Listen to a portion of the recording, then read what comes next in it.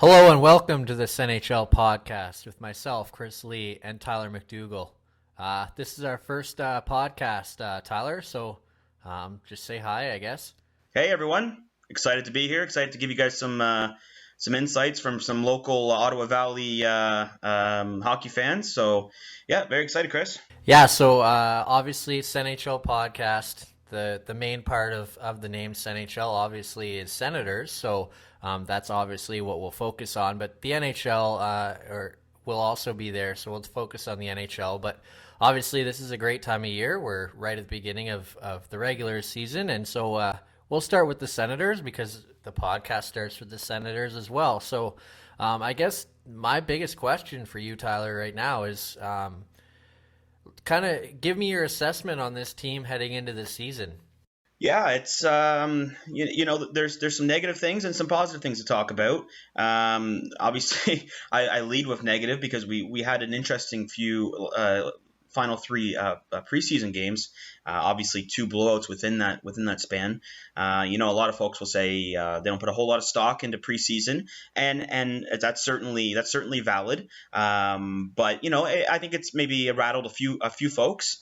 Personally, myself, I see a team that is pretty similar to how they left off last year, making it to the Eastern Conference Finals and being within one goal of making it to the Stanley Cup Finals. Obviously losing Mark Mathot, I think, is going to be probably a bit of a challenge. Obviously having to pair Erik Karlsson up with someone and develop that chemistry, that could certainly pose as an issue. But other than that, we're looking at a very similar roster. Chris Neil has moved on. He didn't play a whole lot with the team last year regardless. Some of the acquisitions that were made last year at trade deadline, Victor Stahlberg and Tommy Wingels, have also moved on. Ottawa has acquired Nate Thompson, who they're hoping to help with the bottom six depth. And we also have some young up-and-comers that we're hoping to see play with the Sens. Notably, Logan Brown has made a pretty good impression on the coach during the preseason. He looks like he's going to start with the team. Unfortunately, Colin White, he's been injured. He's been sidelined, so we're gonna have to wait a little bit to see him. And of course, we know Thomas Chabot's come back to junior. So just as a quick summary, I think the team is very similar in terms of the roster. I think they're 1 year older, 1 year wiser. In most cases, in some cases, 1 year older and 1 year a little slower. But I think we're going to see a similar team. Maybe a team that embraces the system a little bit better, having a year experience under their belt. I think there's a lot to look forward to. I'm not going to come out of the gate saying that we're going to make leaps and bounds above what we did last year, because even last year I think we really surprised some folks. But I think fans can expect a good season, and I think fans can expect a playoff team. You started by saying positive and negative, and I'm going to go there too. You mentioned the system. One of the things I think that this preseason will do for us is give us the opportunity to focus more on special teams, particularly our power play. I may regret saying this, but I can't imagine our power play could be any worse than it was last year. And if I think that we can improve on that power play, that might give us the opportunity to be that much better, and it could win us a few more games. You see in hockey all the time, special teams can make a big difference in the outcome of a hockey game, and if we can get some power play success going this year, I think that's going to go a long way. Having said that, obviously you mentioned no Stahlberg, no Wingels, no Mathot, no Kelly, no Neal. I think that makes us a worse team than it does last year, actually. I don't know how much better that our top end players can be. They're kind of at that age where they're kind of capping off in terms of continued growth and development. And you mentioned, obviously, a guy that comes to mind is another year older and maybe another year slower, obviously, would be Dion. I think he's effective in our system. So I think there's a chance that it won't matter too much that he's a year older. I'm not sure that this team is better than they were last year. As I say, I think they're worse. But time will tell. Obviously, goaltending will be a big factor this year. whether Craig can stay healthy. Obviously, he's another guy that's getting older, and he has had injury concerns in the past, so that could be an issue. And if he does go down, can Condon step up and play the way that he did last year? Because I don't think that it's fair to expect him to play 27 games in a row either. And when he doesn't play, who does if Craig's gone? So those are question marks for me. Am I prepared to say that they're a top of the East team? No. Am I prepared to say that they're a bottom of the East team? No. I see this team kind of falling somewhere right in the middle and competing for one of those bottom playoff spots. Yeah, no, you know what, and so I'll speak to those 3 points because I think they're all excellent rebuttals for my initial statement. First of all, with special teams, I mean, there's no question that our special teams was lacking. Primarily, our power play was rather atrocious, to say the most. Unfortunately, I think obviously Guy Boucher came in here and his specialty was special teams, the power play, and we had a lot of hope for that. Ottawa did not have a lot of success. They showed some really good a spark and some really good. There were some certain times when they looked like they were finally getting it together, only for it to fall flat either later that game or maybe the next game after. So that's certainly something they're going to need to work on. I'm really optimistic that now that Guy does have the system instilled in his team, that they can focus a lot on the power play. I think they have a lot of really good key players that would shine on the power play if they just get going and they just get that system. I think that's going to be a major key. One of the things Ottawa differs from in comparison to the other 16 or rather 15 teams that made the playoffs last year is they had a negative goal differential. And if you get those special teams going, get the power play going, you might find yourself in a plus goal differential, which would be a better situation for us for sure.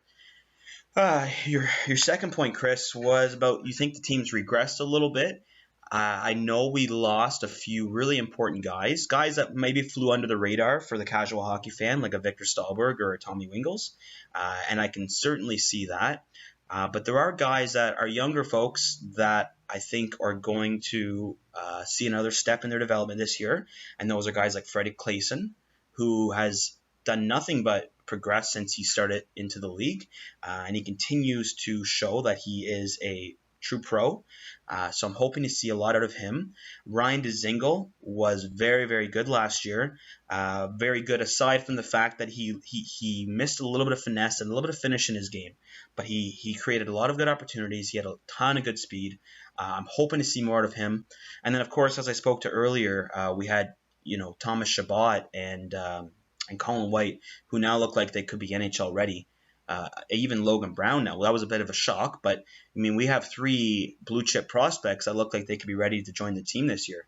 So I think there's a lot to look forward to. Yeah, that's true. And to speak to your Ryan Dzingel point, I really hope that he spent a lot of the summer working on his hands and on his finish, because he's got the speed.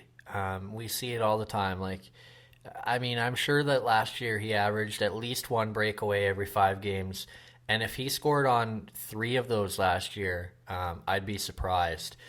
So if he worked on his hands this year, I could see him being very similar to a Michael Grabner. We saw in Toronto a couple years ago, Grabner couldn't find the back of the net at all, which actually worked out to the benefit of the Leafs because it helped them ultimately get Austin Matthews.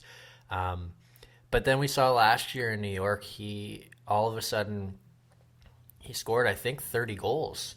He had at least 25.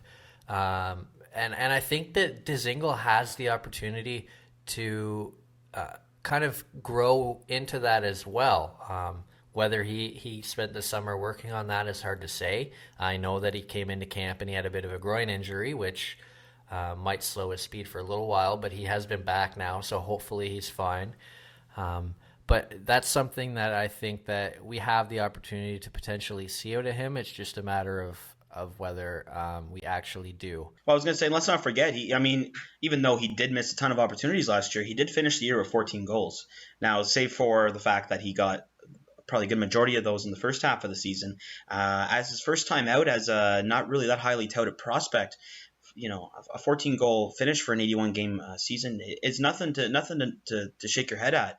And on top of that, he wasn't really much of a liability. I mean, he finished with a +7. So, and they were able to put him in the top 6 if they needed to, and they were putting him in the bottom 6 if they needed to. So I think he's going to be a useful player for us. I do. Yeah, I think he does. I think he will too. I think that he's somebody that, as you mentioned, can kind of be used up and down the lineup, and I think that could come in handy depending on how our injury situation plays out over the course of the year. But one guy I feel like hasn't got enough press this year, obviously because Carlson's been hurt and Brassard's been hurt and White's been hurt, is Bobby Ryan. I think Bobby is going to play a key role in what happens to the team this year. We saw in the playoffs, he was a dominant player, very similar to what Ottawa thought they were getting when they traded for him. We haven't seen a lot of that in Ottawa, and I think if we can get that out of him, I think that's going to go a big way in determining our fate as a playoff team. But I think if we don't get that from him and we get a similar Bobby Ryan to what we got last year, there's a legitimate argument to be made that this team isn't a playoff team because as Pierre Dorion said today, he's looking for a forward. And if Bobby Ryan plays like he did last year, we're looking for 2 top 6 forwards, not just one. And that's a lot of holes to fill. Yeah, that's a really good point, Chris. With Bobby Ryan, we have, if I'm not mistaken, I think it's about 7.5 or 7.25 million tied up in him as a player. And last year he was producing like a guy that should be on the 3rd line, maybe the 4th line, with the amount of points he got. So yeah, absolutely. If he goes back into the regression and the decline that we've seen of him as a player, it's not good news at all. We're already a little bit thin up top, so if you can't count on Bobby Ryan to be a top 6 for you, you've got some serious problems, especially when you have guys like Ryan Dzingel or Zach Smith that are put in there that arguably maybe aren't a top 6 on a lot of other NHL teams. So absolutely, I agree with you 100% there. And so I guess kind of piggybacking off that a little bit from what I said before, let's assume that he has a decent year. Brassard obviously will start the year. You mentioned you expect this team to be a playoff team. Where do you think they fall? Yeah, I like Ottawa. I like Ottawa in the 2nd or 3rd spot in the Atlantic myself. As much as it kills me to say it, after missing the playoffs last year, I think the 1st spot is probably owned by Tampa Bay. Now that's bearing injuries and things like that, but I think you're going to see a big regression from the Montreal Canadiens. I think you're going to see even a farther regression from the Boston Bruins. So that leaves Ottawa and the emerging Toronto Maple Leafs to own those final 2 spots, or maybe even compete for a number 1 spot in the Atlantic. Yeah, I agree. I think Toronto, barring injury, obviously a lot of what we say is dependent upon the fact that the teams are healthy. But I think Toronto actually has a better shot at that spot than Ottawa. They're not as good defensively as Ottawa is, but they're much better offensively. And you have to remember, this team is essentially unchanged from last year, except they've added Patrick Marleau. So that dangerous offensive attack is that much more dangerous. And really, Anderson versus Anderson, I don't think there's that much of a difference, really. Freddie Anderson is a very capable goalie. So let me ask you this, because you said that, and I thought something in my mind, and I don't want to say it out loud, but who do you think the superior goalie is of those two? I think based on what we've seen for the last 5 years, you have to give the nod to Craig. Just based on the fact that over the last 5 years, he's been arguably a top 10 goalie in the league. Freddie was great last year for Toronto, and at times a big reason why they were where they were.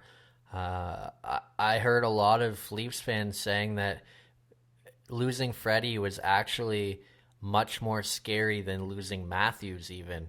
So that kind of goes to show how important he is to their team. So who's better? Probably Craig, but I don't think that the gap is maybe as wide as it could be. So I give the edge to the Leafs there. Obviously, I'm 100% with you. Tampa Bay gets that number 1 spot for sure. As for the number 3 spot, I think Ottawa, Montreal, and Boston fight for that spot. You mentioned Montreal's going to regress. I agree. I don't expect them to win the Atlantic again. I don't expect them to regress right out of the playoffs, unless, of course, they lose Carey Price. Then all bets are off because, I mean, he is probably just as important to the Canadiens as Carlson is to the Senators. And as for Boston, I'm not sure that they regress. After Julian left, and I personally think that Claude Julien is a fantastic coach, but that team got better. They opened it up for Torrey Krug more. They're getting a full season out of Charlie McAvoy, who I expect will be a terrific defenseman, maybe a Zach Werenski and a Shane Gostisbehere of this year, or maybe even better. I think Pasternak will be better. I don't think Marchand will regress much, if at all. So I think that team has a good shot at being there again. How Rask does will go a long way in determining that. And then you look at some of the other teams in that division. I expect Florida will be a lot better than they were last year now that they have a full season out of Huberdeau and Barkov. Buffalo, I expect now that they've got a full season out of Eichel, because remembering he missed the first 2 months of the season or something with a high ankle sprain. And when he came back, he was one of the top players in the league, and Buffalo's power play, I think, was number 1 after he returned. And Robin Lehner was fantastic. So I think that they're a team that will compete. Will they compete with a Toronto and an Ottawa and a Boston and a Montreal? Maybe not. But I think that if Ottawa slips a little bit, they could be fighting with Buffalo for a playoff spot. So I think there's a lot of parity in that division, aside from maybe the top 2 teams or certainly the top team. So how Ottawa does will be dependent a lot on that. But I could see them being right in there for a playoff spot. Right. Yeah. No, absolutely. Absolutely. I think it's going to be, once again, the NHL, the parity right now is unmatched. It's a nail biter throughout the entire season, and every single point matters.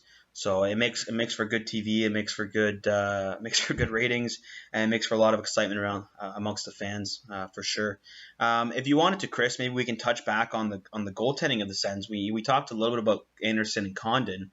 I'm a big fan of Mike Condon. Maybe you can give me your full analysis on how you think those two are going to do. Maybe do you think there's any problems that we might see? Is Craig going to get injured this year? Is Condon going to be a one-trick pony? What do you think there? I've already mentioned it. I certainly have concerns about Craig's ability to be healthy for a full 82 games. I think part of what made Craig so good last year was the fact that he missed a significant chunk of the season to deal with what we found out later was cancer with his wife Nicole. I think that really helped him. So my concern is certainly that he'll be able to be healthy, because we've seen in the last several years that when he plays a full season, he doesn't actually, because he gets hurt at some point. And so I'm afraid that we'll lose that. And I mean, let's not kid ourselves. There's a significant gap between Craig Anderson and Mike Condon. As for Condon himself, I see him a bit as a rich man's Andrew Hammond. He had a good year. We've paid him now. The one thing he has on Hammond is that he has an extra year in Montreal, that he showed that he is capable of it. I know that Montreal wasn't very good, and he didn't necessarily look great, but a lot of that wasn't his fault. It was just a matter of he couldn't live up to Carey Price, and quite frankly, there aren't very many, if any, goalies in the world that could. So I think that there's a chance that, just based on the fact that he has kind of proven it before in Montreal and obviously last year in Ottawa, that this could be something that we could expect to see continue going forward. But I'm still in that stage, like I was with Hammond, where it's kind of a prove it to me stage. And as soon as you prove it to me, then I'll be a believer. Yeah. So, and going back on what I said, I'm a Condon guy, and I might eat my words after this year. But what was different with me with Condon versus Hammond, and as much as I was on the Hammond bandwagon and was extremely excited for him and the team with the run we made a few years ago, Hammond and the Senators at that point were playing. They were playing on borrowed time. They had nothing to lose. They were already out of the race. All they could do was win. If they lost, they were already losing. It wasn't much of a. There was no stakes involved.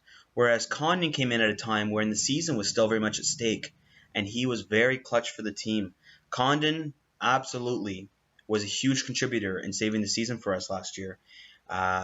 One thing I can say when I watch Mike Condon is he's not the most poised goaltender I've ever seen.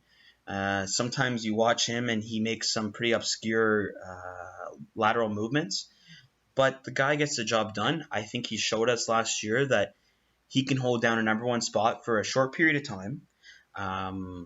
We haven't really seen him in Ottawa as a backup, and you might say that's not a big deal, but oftentimes a goalie might perform better as a starter than as a backup, seeing regular action. So time will tell whether he can actually perform as a true backup in Ottawa. In terms of Craig Anderson, obviously, what can you say about Craig Anderson? He's been a phenomenal goalie for our team for years. I hope the best for him. We all think in the back of our heads, one of these years there's going to be a regression from Craig Anderson, but it seems like every year he continues to perform, and sometimes he even looks better than he did a couple years prior. So I think with Craig Anderson, it's either going to be some form of regression that kind of hits us like a freight train, maybe some injury, or hopefully for the Senators, hopefully he continues his play as he has been. If not, I think Mike Condon is there to help out, take on some of the load, but we really do need Craig to be at his best this year in order to have a chance to make the playoffs. You made a couple of excellent points. Obviously, I totally agree about Condon saving our season. I mean, without him, there's no chance we're a playoff team. We're probably have a legitimate shot, maybe even at the number one pick, because you look at the goalies that we had after that. I mean, Hammond wasn't very good when he played, and he didn't play much because he was hurt a lot. And then you go down to our Binghamton goalies. Dreger wasn't very good, and O'Connor wasn't very good either. And I couldn't imagine those guys playing 27 straight games in the NHL. It would have been a train wreck. So I agree, Condon saved our season. And your other point about workload, that's a legitimate point. I actually argued that last year with Craig, that I was worried about Craig Anderson struggling in Guy Boucher's system, just based on the fact that sometimes goalies need to see a lot of rubber to stop the puck, and sometimes goalies need to see a lot of action to be able to stop the puck. So to kind of go from being, 27 straight games to playing once every couple of weeks, we'll see what happens. But certainly, based on what I saw at the end of the year, there's a chance that we will be fine, because Condon played pretty well at the end of the year. The one thing I will kind of counteract to you or branch out off of is your point about his saves. Yeah, he's erratic, and yeah, he gets the job done, but so did Hammond. Hammond was very erratic, and he got the job done, but sometimes you looked at him and you thought, man, where are you going? What are you doing? But he got the job done, and now he can't stay healthy and he can't get the job done. So how that shakes out with Condon, I'll be looking forward to see. I hope it works out, because we really do need a backup goalie, and we really need somebody that can, I think, carry about 35 games this year. If we can get Condon to play 35 solid games and keep Craig rested for hopefully a playoff run, I think that's beneficial to us. But heading into the playoffs, or I guess kind of setting us up for the playoffs. Obviously, Carlson's hurt. We don't know how long he's out. But if let's assume that he can't come back for a couple of weeks, it doesn't sound like it should be that long. But if it is, what kind of a record do you think this team needs to have in order to be able to kind of move forward once Carlson gets back and actually have a shot at a playoff spot? Well, yeah, that's that's a tough. Massively vary on how long Carlson's going to be out. I personally strongly believe Carlson's not going to miss many games, although maybe he should miss, a few weeks, 2 weeks, 3 weeks, 4 weeks, whatever it is. I think that the second the guy feels like his ankle's not gonna explode, he'll be ready to be on the ice. And I mean, he's already skating in what seems like pretty good condition. I mean, he's still wearing the non-contact jersey as we saw today, but I don't see the guy being out that long. Chris, I don't know if I can give you a record number because I think the guy's gonna be back in a couple weeks. That's fair. And I think the tricky thing for Ottawa and Carlson is, first of all, I agree. As soon as he feels healthy, I expect that he's going to expect and demand to be back in the lineup. But the other side of that, too, is that he's so important to that team and he drives the play so much that I don't think they really look at it as they can afford to be without him for too long. So they're going to push to get him back in the lineup as quickly as they can, just based on the fact that they feel they need him. Because, I mean, let's face it, he has outscored every other player on that team for the last, 3-4 years. So we do need him healthy, and I think the Senators know that in order to have a shot at actually making a run for the playoffs. Yeah, absolutely, absolutely. I think potentially. I mean, I'm not Erik Karlsson, and if we were Erik Karlsson, we could probably analyze it a little bit better. But I think if the guy has any lingering issues at all, he's better off to stay out another week or another 10 days or another 2 weeks over the time that he feels like he's ready to go. That's potentially could save the back end of the season for us. But I don't think that's going to be the case. I think he is a born competitor. He's the leader of this team. I think it will kill him every single night that he's not out on the ice playing, leading, and pushing the flow of the Ottawa Senators. So you know what? I think he's going to start very soon. Hopefully, when he starts, he is fully healthy. It wouldn't surprise me if he started at 90% or 85%. But I would be very, very shocked to see Erik Karlsson out of the lineup come November. I agree, and I agree with your other point about it being better to wait. And he has said that himself. Whether he actually follows through with that is hard to say, but you're right. I mean, how important is it to have him back 2 weeks early only to lose him for 2 months because he re-injures the ankle and it sets him back? It doesn't make sense for him, doesn't make sense for the Senators. So I think we're better to err on the side of caution.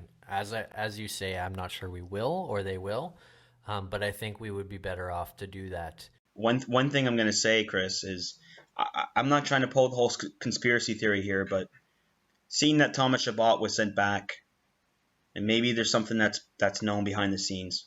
You would think if you know Erik Karlsson's going to be out for a few months, maybe Thomas Chabot hangs out for a little bit. Yeah, I could see that. I think that sending Chabot down, it was interesting because I've seen a lot of people argue that it was a questionable call based on the fact that there's no way that Chabot isn't one of our 7 best defensemen.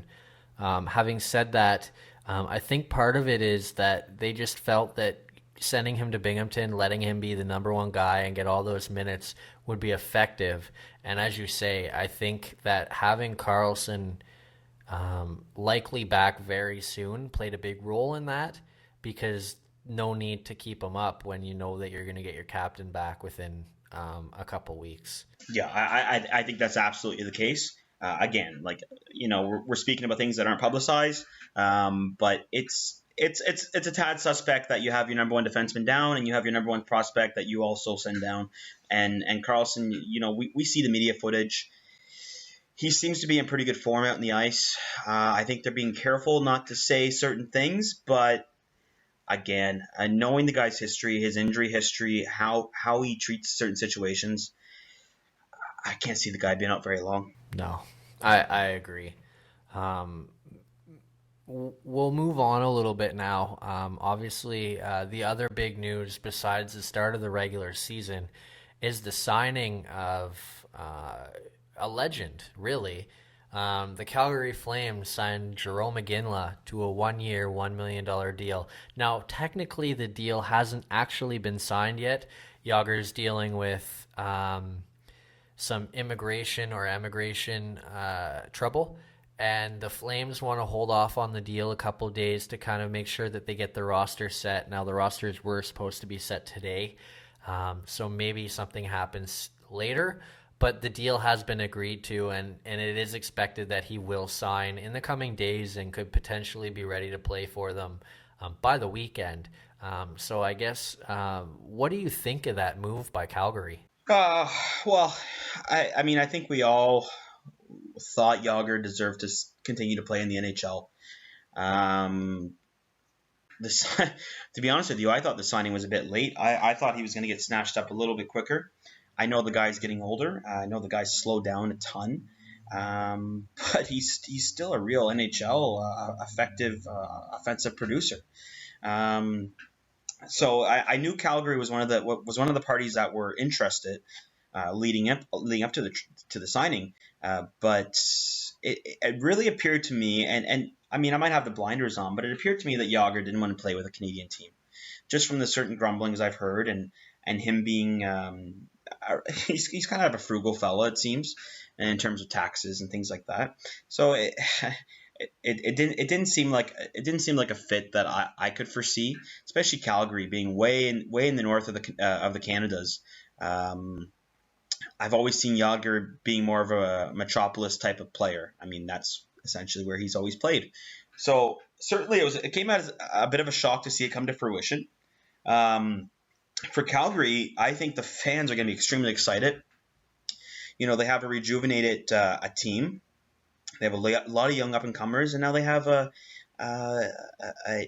complete elite all-time NHL superstar on their squad as well.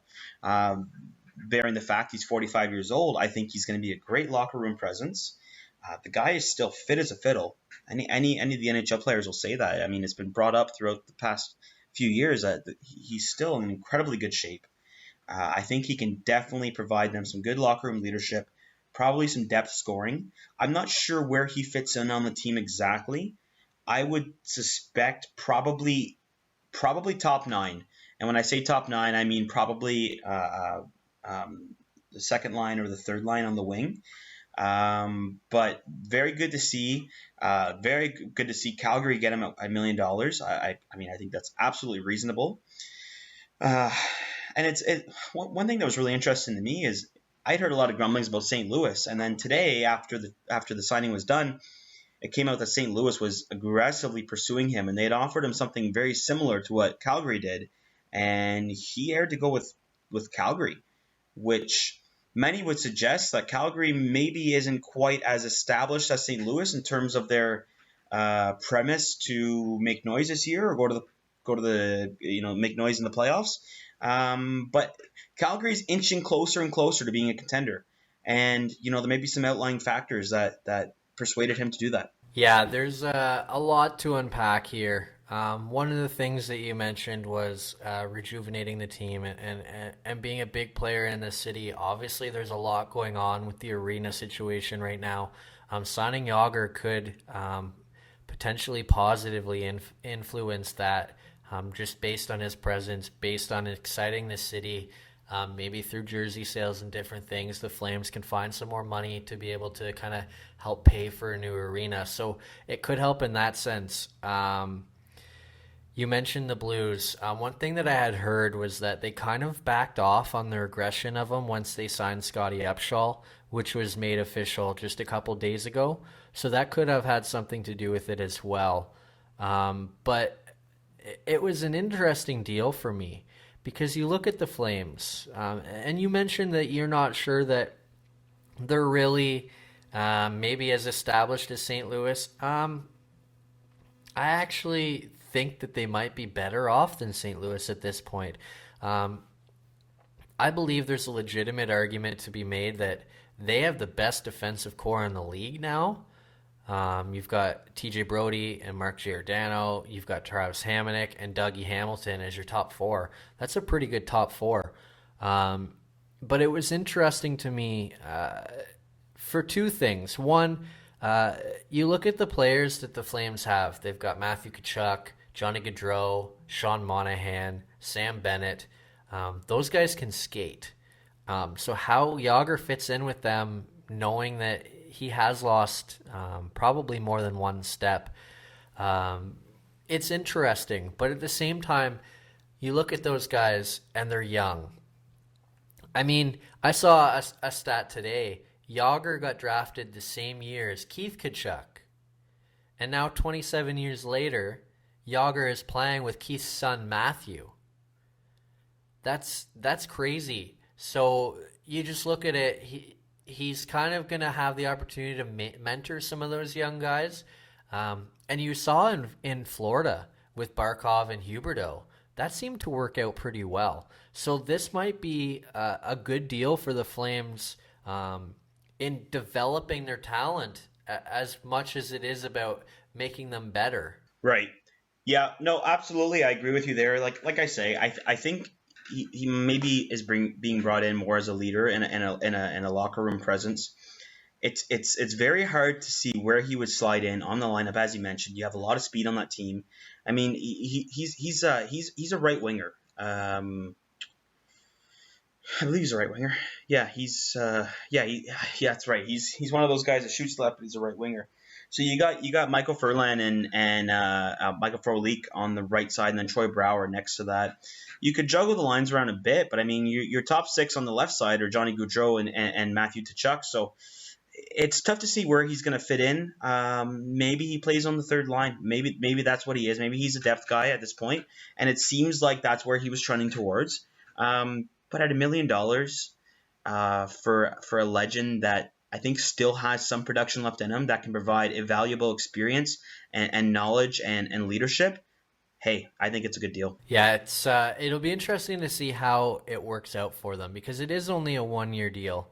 And Jágr, obviously, he's only 45 and he said he wants to play till 50. So it'll be interesting to see if... Only 45. Yeah, only 45. I mean, that's old for an NHL player. But it'll be interesting to see how he fits in this year and whether he can parlay that into another 1-year deal next year. Because the one thing we've seen with Jágr is that's all he wants. I believe every contract he has signed since he came back to the NHL has been a 1-year deal. So he's kind of playing year to year, seeing where he fits, and then kind of basing it on that. So it'll be interesting to see how it works out for him, but I like the signing by Calgary for sure. Hey, you know what? I'm happy to see a legend in a Canadian jersey, a Canadian jersey that isn't the Toronto Maple Leafs or Montreal Canadiens. So it's all good by me. Absolutely.